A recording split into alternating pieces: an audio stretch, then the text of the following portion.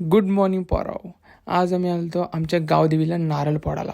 कारण 2 दिवस झालं आमची गाय भेटत नाही, म्हणून आम्ही बोललो आमच्या गावदेवीला नारळ फोडला तर नक्कीच आमची गाय तर नक्कीच भेटेल. म्हणून पहिले गावदेवीला नारळ फोडला, मग गेलो गायच्या शोधावर.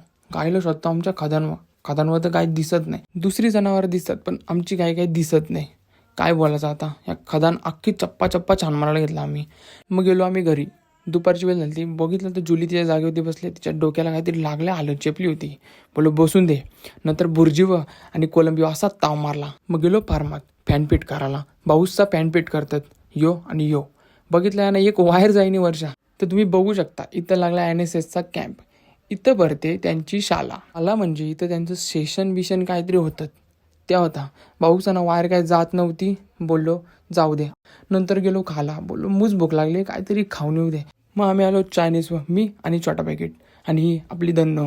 घरी गेलो तर काय, लक्ष्मी परत पावलाने हजर झाली ना. सकाळी गावदेवीला नारळ पडला ना, गाय रात्रीपर्यंत घरी हजर.